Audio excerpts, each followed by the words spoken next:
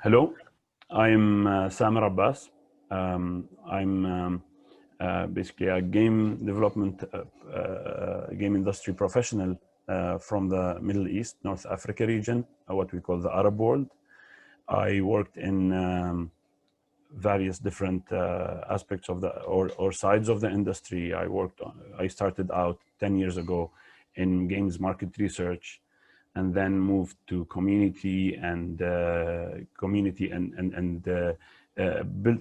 building and community game developer community events.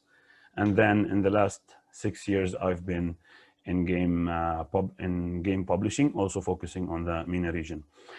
Today, I want to talk about one of my the work that has been dearest to me, and the work that I felt had the biggest impact among in my career on the industry. So this is the Game Zanga Game Jam. The Game Zanga is a game jam for the Arab region, for the Arabic region, I would say. It is for Arabs and non-Arabs. It is for everybody who is part of the culture, from the culture, interested in the region or the culture. Game Zanga started 10 years ago in 2011. Actually, the anniversary would be next month, and it's been running every year since then. So we're, I could say we're the little brother or the little sister of a global game jam, 3 years younger than the global game jam. But we were always about the region mostly, and always about the game developers from the region, and elevating them and supporting them.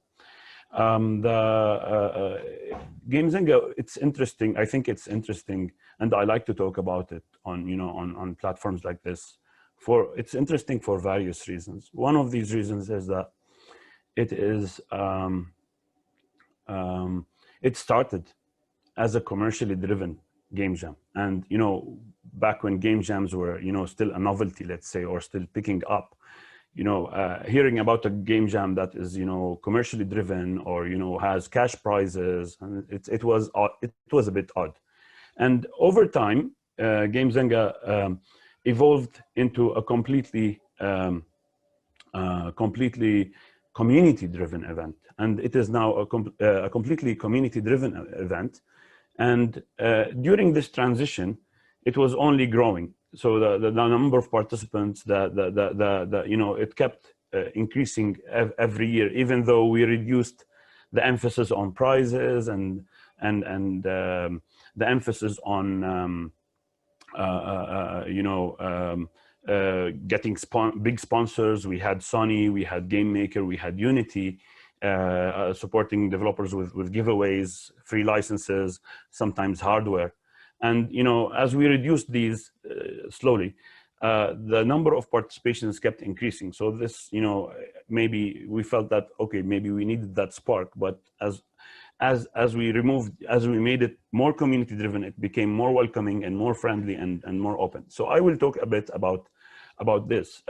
Game Zanga started from a game portal business. So there was this game portal for the Arabic content, Arabic games, and Arabic game developers, which was modeled after Kongregate. And I joined this as an employee. I joined this portal. It was called Game Taco.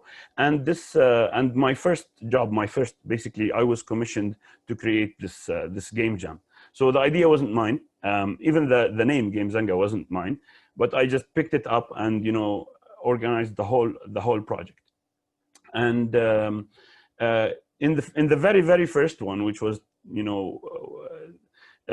exactly 10 years ago next month, we made it we had cash prizes. We had $10,000 of cash prizes. Actually, it was 20,000, and I was given 20,000 as cash prizes, and I cut it by half because I felt we can't have more cash prizes than the Microsoft competition, right? This is crazy.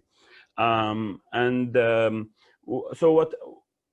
what we did was, basically, we wanted to add content to this portal, build a community around it, and also get traffic to it. So we created a system where we had, the developers had to, not just make a game for the game jam, but upload it to the portal, and also part of the the winners will be decided partially by how much buzz and how much traffic they can bring to their games, how many views, how many playthroughs, stuff like that, likes, comments, things like that.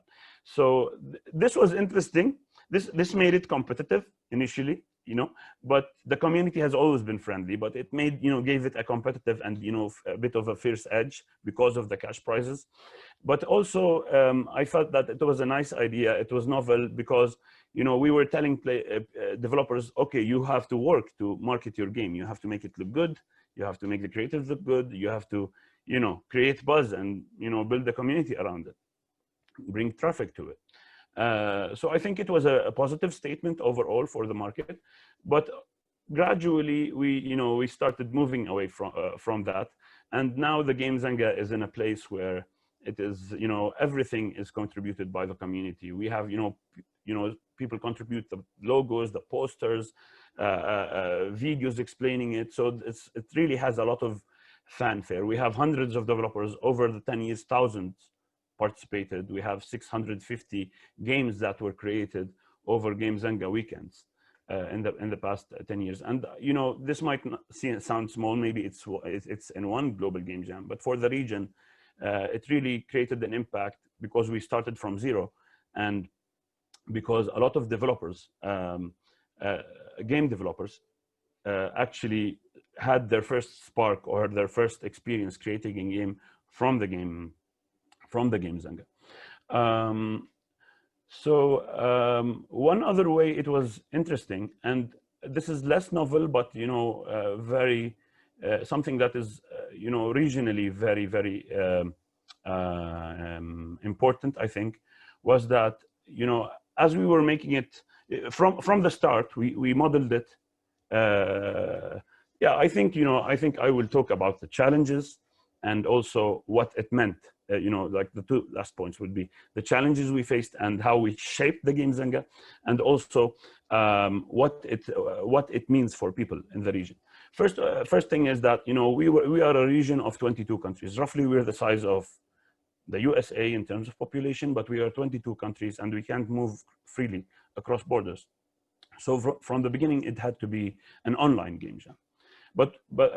And the other thing is we had different weekends. So in North Africa, in some countries, the weekend is Saturday, Sunday.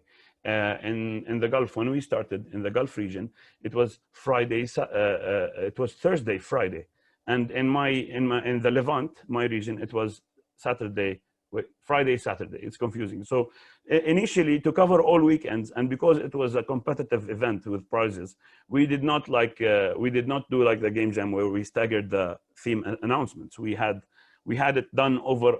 The Game Jam was done over four days to cover the weekends. And as the weekends got unified, so we have it is now 3 days to cover Saturday, Sunday, and Friday, Saturday, because the Gulf changed the weekends.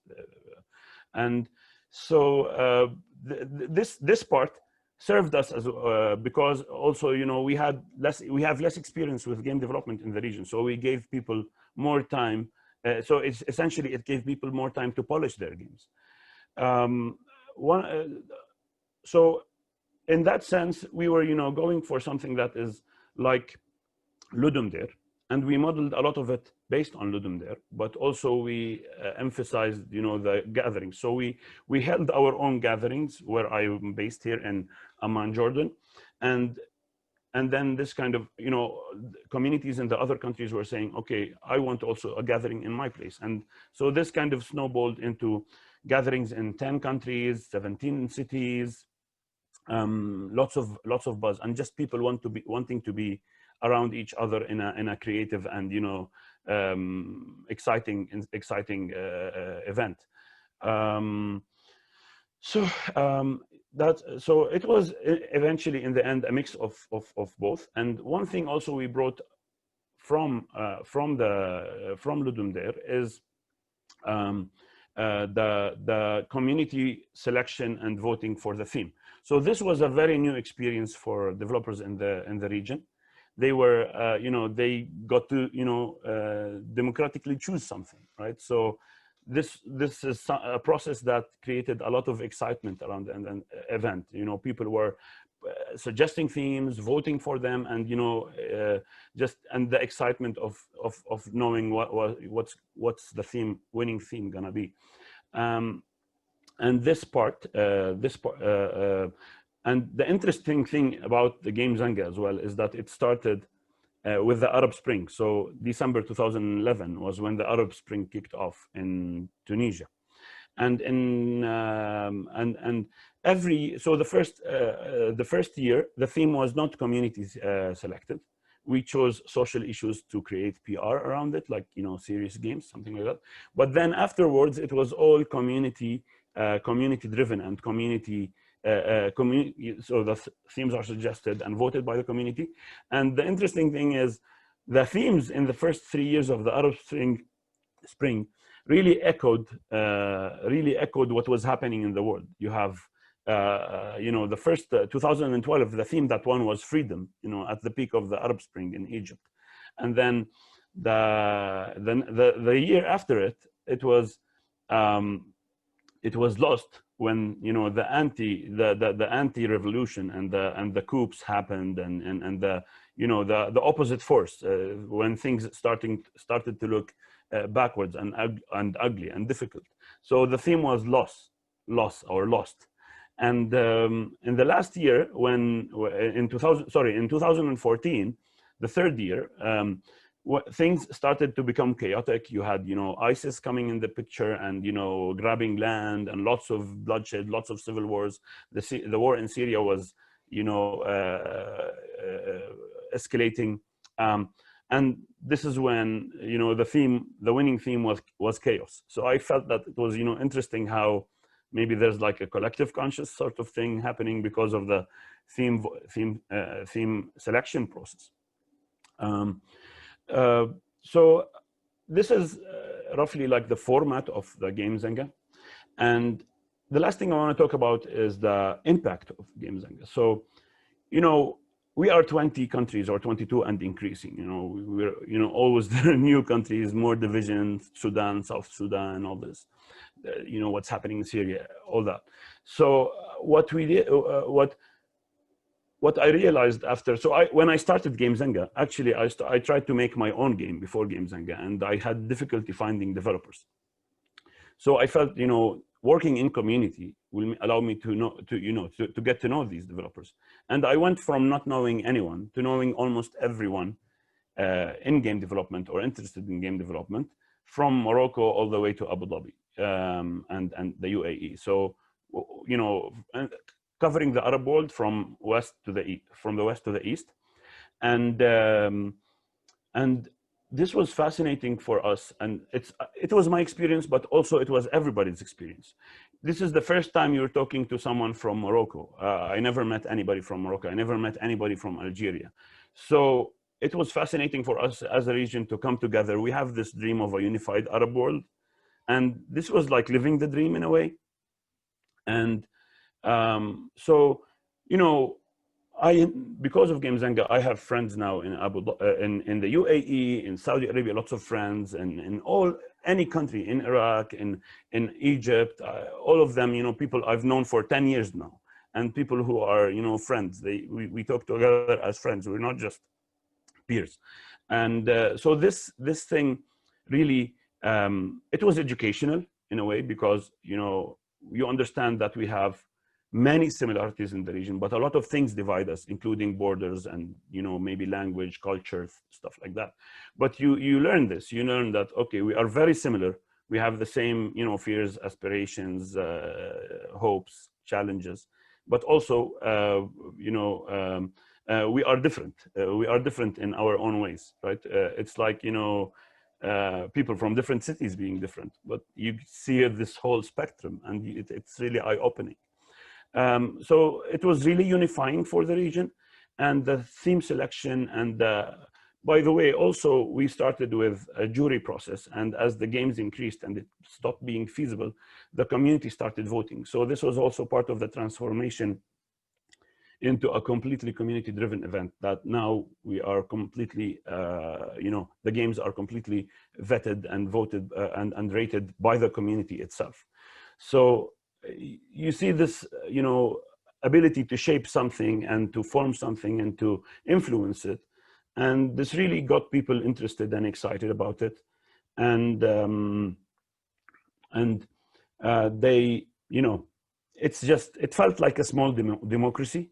It felt like a small democracy in the MENA region, which is, as far away from democracy as you can get.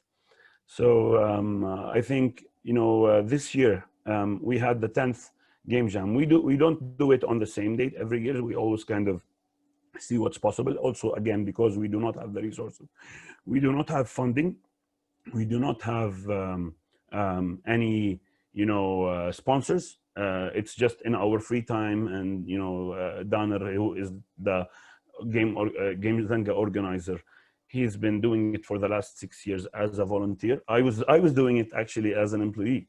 He's doing it as a volunteer, and he wants to keep the light, the fire lit. And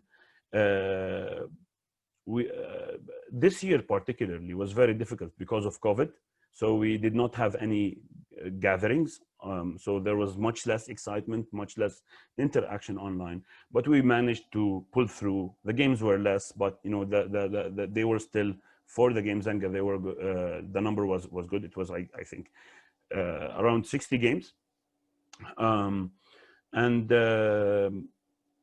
So we are now starting to think, okay, maybe we can't keep going just by being community driven. We can't keep going just by being purely community. There has to be a point where, just as you have like the IGDA, chapters everywhere, or you have like a legal entity for you have a merger of community and also commerce, or a business side and the community side, just to make sure that it is sustainable, and just to make sure that it is expanding always, and not at the mercy of our free times and our personal life. So this is something now we are thinking about. How can we improve? How can we make it sustainable? How can we make sure it's always growing and reaching the largest number of people who can benefit from it? All things said, I think we're really happy that we were able to keep it going this far. And I'm really happy to see, people's feedback. I mean, the support we have received this year, even though it was really a down year. We under-communicated, we did things bare bones, bare minimum, because we were all busy with our work and, the crazy merger of life and work in the lockdowns. But the community support has been amazing. So the people were, you'd feel there was no buzz, but then everything kind of dovetailed together. People were live streaming. Sorry. People were live streaming. People were, submitting games, just coming in just to support the Game Zanga, and chat with people, give feedback, and vote on the games. So I think it was. I think the thing that is most amazing to me is how much Game Zanga means to the people in the region, and I think this is like what drives us to keep it going despite all the difficulties and in the last 10 years. And I think I'll stop at that. Thank you so much for listening to me, and please, if you have any questions about Game Zanga or any ideas, or if you're just interested to know more or participate in Game Zanga, please reach out.